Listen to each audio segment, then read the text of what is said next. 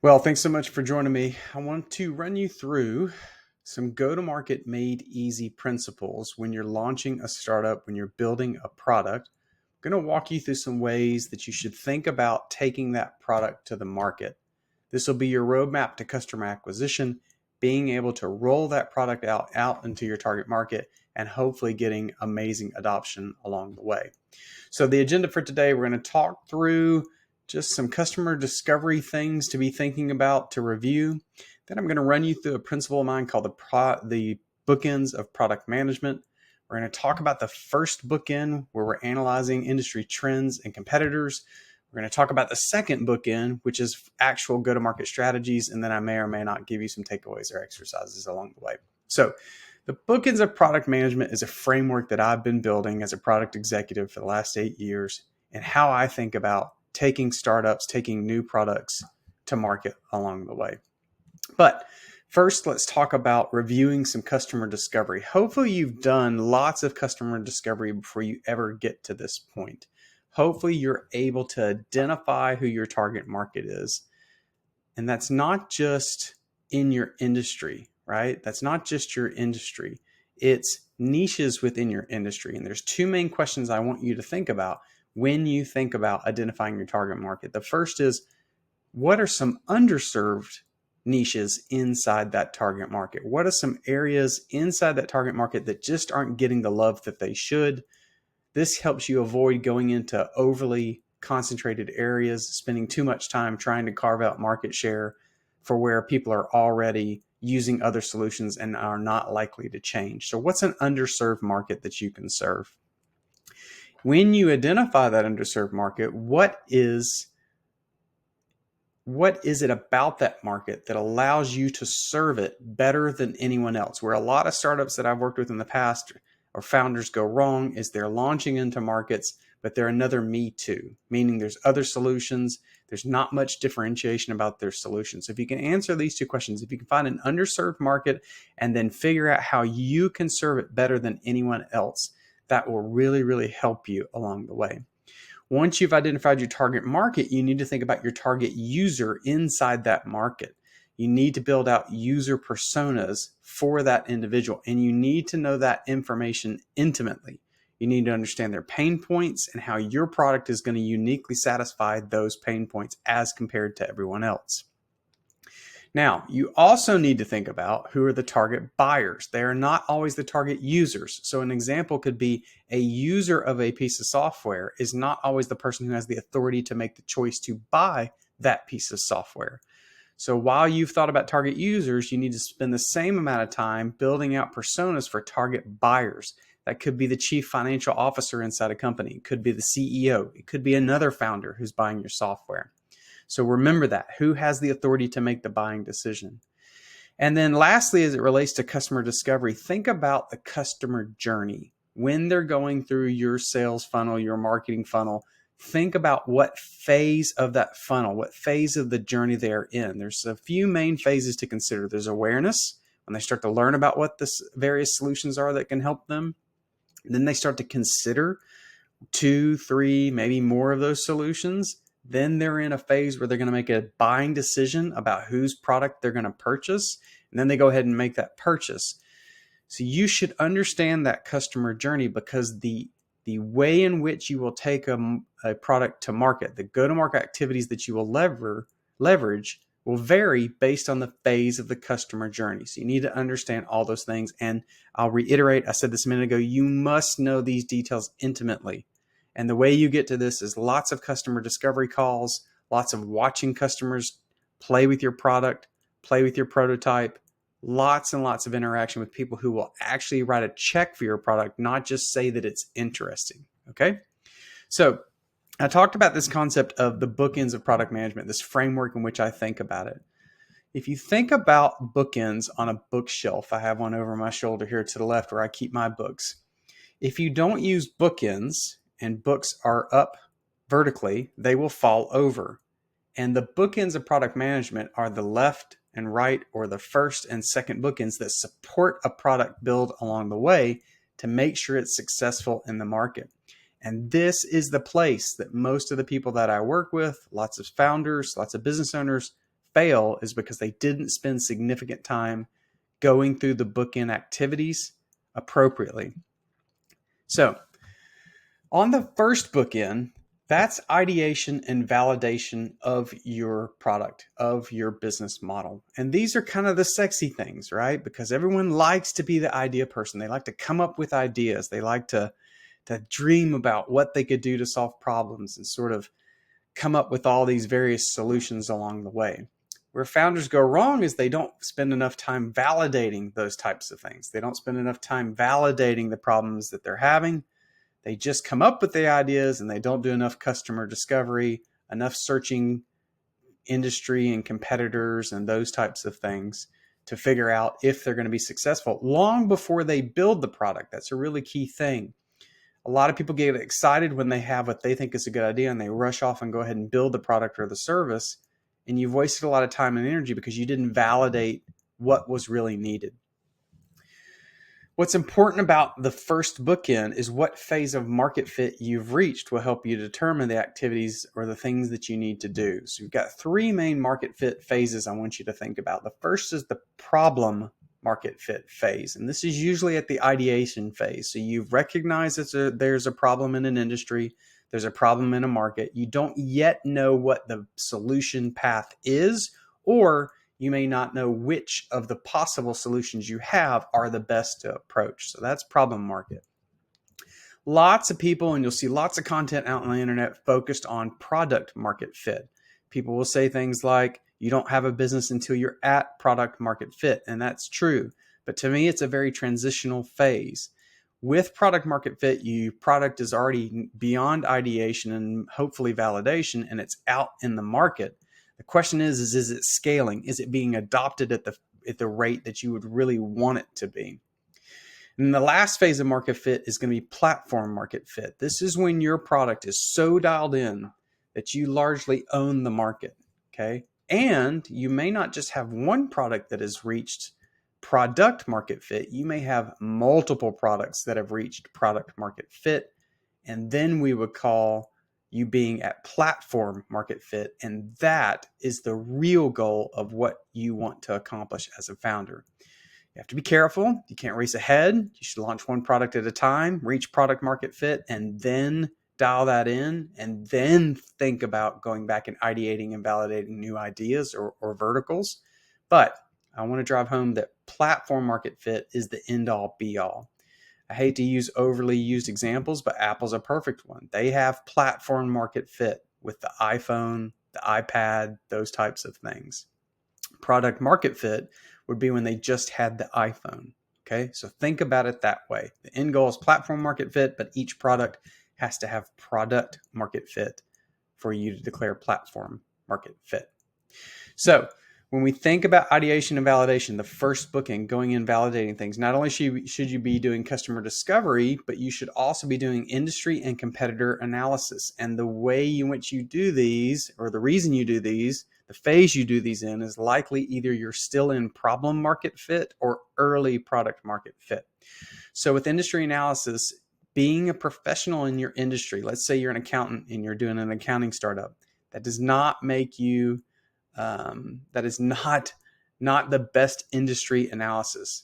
Just being a professional in that space and being an expert and thinking that you know all the answers. You have to know the industry inside and out completely. Okay, that is really being an expert. Operating in a space does not make you an expert. Knowing the industry inside and out better than just about everyone is what makes you a true expert. So you have to understand the space you're competing in, its history, where it stands today, and where it's going. A lot of people get focused on trends, especially in business plans and pitch decks. They're creating those and they're sharing what the trends are or what they're going to be. That's great. But you also have to know where the industry came from, because that usually dictates the future. So think about things like artificial intelligence, right?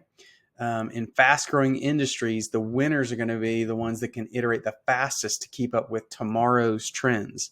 That's really, really important. So yes, you should be thinking about not just the industry status that you're building in today, but you should be thinking about where it's going to be in 2, 3, 4, 5 years.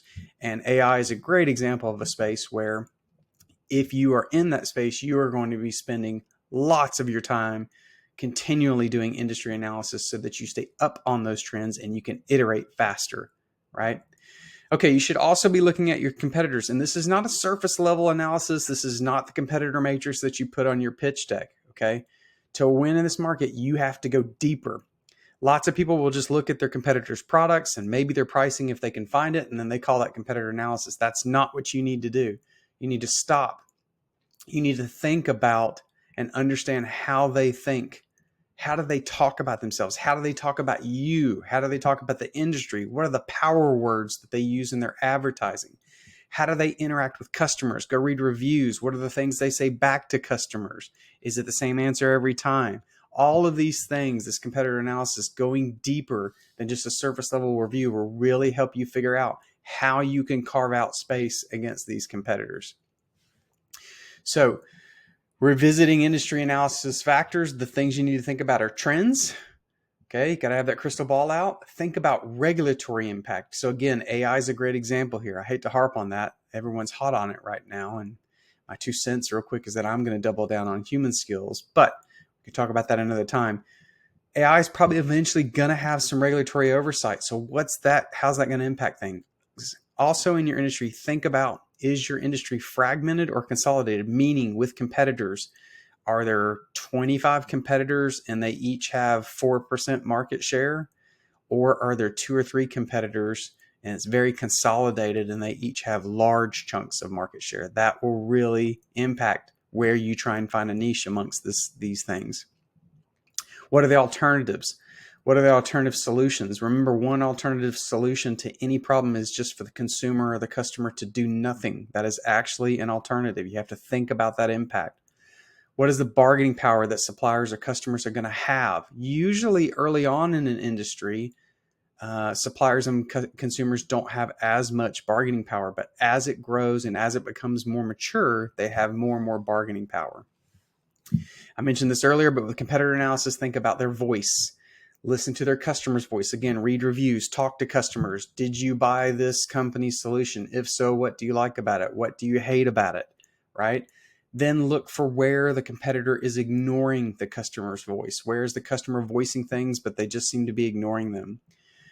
What go-to-market channels do your competitors use? Are they all using online sales ads to drive traffic, or do they have large sales staffs and they do enterprise level sales? Then you need to look at their pricing strategies. This can be one of the toughest ones to get because you're going to find that pricing is not always published all the time. So it can be difficult to find. If you can find it, think about the pricing structures. By the way, a great group that can give you this intel is customers. The more you talk to customers, you should be asking what they're paying. How do they pay? Is this a licensing structure? Is it a subscription structure? Again, these are not the things that show up on your fundraising pitch deck. Very rarely do you see this material covered. This is you going deeper. When we talk about validating demand, there's a few ways you can do this, and I just want to give you some ideas for you to think about it. You can use what's called a fake door test. So for example, you could put up a landing page on a website. Could just be one simple landing page on a website with a clear call to action like a pre-order button or a sign-up form, something like that. Even if this is not supported by real transactions, so even if you're not charging something, now I would love to see you charge something because that's true validation when someone will pay for something. But even if you're just having them sign up for something, that'll give you some level of validation. Beyond that, you've got to drill deeper and figure out if those people are willing to pay for something. You can leverage online communities to validate demand. Go into Reddit or subreddits and post questions about things. Don't just ask what people like, ask what they hate about competitor solutions, all these types of things. Engage in forums, engage in discussions, go to networking events, go to industry conferences, those types of things. You can run content experiments, post blog articles or infographics, white papers, case studies, all these different things that this content you can produce. You can talk about your customer pain points and how you're solving them, and then measure the metrics that come back to you on that content. Now, some of these can be vanity metrics, things like likes and shares. That's easy for people to give you. That doesn't entirely validate demand, but it might show interest is what it can do. You could partner with complementary businesses to validate demand. Maybe you have a company that you can partner with that has synergistic products and you're promoting yours alongside theirs and see what kind of reaction you get there. You could offer exclusive discounts to those complementary businesses' consumers. You could do a waitlist party, right? So one way to build demand is to limit access. So you could let just the first 1,000 people in and have everyone else wait and see how large that list builds. These are all ways. You could tie that to a fake door test. These are all ways to validate demand, but the best way in the end is to talk to customers and ask them to pay for something. That is the best demand there is, or a validation there is. Okay, let's talk about actual go-to-market strategies right now. This is your second bookend. So you've ideated and validated. In the middle of the bookends, you're building the thing, the service, the product. And on the last bookend, you're actually taking it to market. So parts of a go-to-market strategy, you need to define your unique, that UVP is unique value proposition. What makes you unique? This is a place you should spend lots of time. The number of startups or founders or business owners that I talk to that I press on this question and the answer comes back and sounds exactly like everybody else in the market is stunning to me. Find some way to be different. Another part of your go-to-market strategy is back to defining that target market and those personas. Defining the channels or the distribution channels in which you will promote your product. Ask yourself, where do my customers spend their time looking for solutions such as yours? Who already has this type of customer that you'd like to win, right? So for an example, maybe you are a lender of small business loans. Maybe you work with small business attorneys and small business accountants to develop a referral relationship. That could be a distribution channel for you. As part of your go-to-market strategy, you should find your voice. How are you going to talk? What tones are you going to use? Are you going to be very formal? Are you going to be humorous? Are you going to be playful? How will you talk about your business? What's the voice of your business? And what this does is this will humanize your business to the market. And that's very, very important. Think about sales strategies for your go-to-market strategy. Who's going to sell it? If you're a team of two, is there one of you that's better at sales, or are you both going to be doing sales? How are they equipped to do sales? So what documentation and materials do you provide to help folks sell your product? Are you giving them what I call battle cards, which are sort of small documents that talk about the unique value proposition and how your product's different and what the pricing is? And do you include an FAQ, a frequently asked questions section, to help your sales force outperform? Does your sales force have the authority to give discounts on the spot, or are they coming back for approval to do that? And then lastly, part of a go-to-market strategy is just support. Okay, you've sold it, but who's going to support the product? What's the onboarding activity look like? Can you automate these things? And then again, can you use some of these things to humanize your business to the customer even after they've bought, so that they feel like they've built a relationship with someone? A couple of tips about go-to-market. Speed to market matters. Releasing what would be called an MVP or an early product is important because it gets you in a customer feedback loop. You put that product in the consumer's hands and hopefully they're giving you feedback about new enhancements they would like to see or what they don't like about what you did. I'm going to reiterate that you should tie your marketing funnels to the stage of customer journey. Go back to that slide and take a look at it. Leverage marketing channels where your customers are already hanging out. There's no reason to recreate their wheel. If all of your target market and your target users and target buyers are hanging out in a particular subreddit, go there. Go to where they're already hanging out. Don't recreate the wheel. Think about establishing a pre-launch plan. Now, pulling the trigger on this too early can cost you, and waiting too late can cost you. So finding the right time to do a pre-launch plan is important. But if you do it right, you can create a lot of buzz and you can get a lot of interest. I'm going to use music as an example. So just today, a new Luke Combs song came out. I hadn't heard the whole thing, but last night, actually, my mother shared it with me. It's a Father's Day type song. We're near Father's Day. And I was listening to just a part of the lyrics, not all of it. And I wanted that, just listening to it, I listened to it over and over and over and over, and I couldn't wait for it to come out. I went to sleep. The first thing I did when I woke up was check and see if it was released. Sure enough, it was, and I bought it sight unseen. Okay, so pre-launch activities build buzz and make adoption a lot better. And then when you do all of these things, you should be measuring them. So create what's called KPIs, or key performance indicators. What are the metrics that will matter to you that you should measure, and then use those metrics to figure out what you should adjust? If you have multiple landing pages, we call this A/B testing.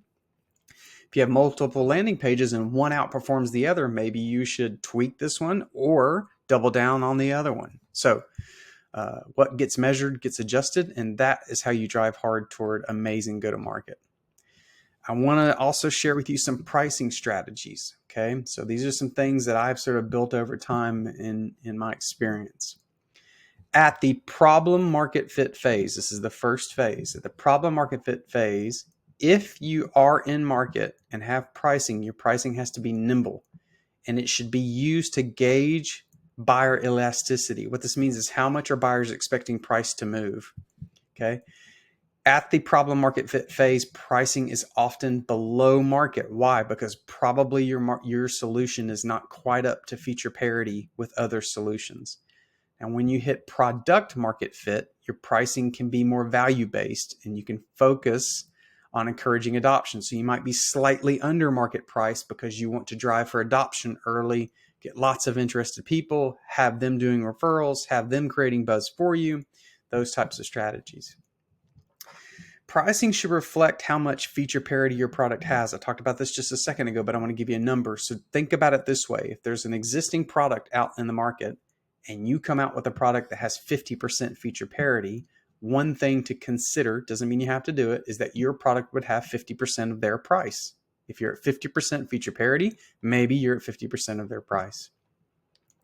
Do not create pricing models that are unique. I did this in my very first startup called Go Grab Lunch. We created a pricing model that our customers did not understand. They were used to a totally different pricing model, and we spent years trying to educate them on why ours was better for them. We thought it was better for them, and it actually was. It tied our end result to their end result, our revenue to their revenue, but they still didn't get it, and we created a problem. So do not create unique pricing structures.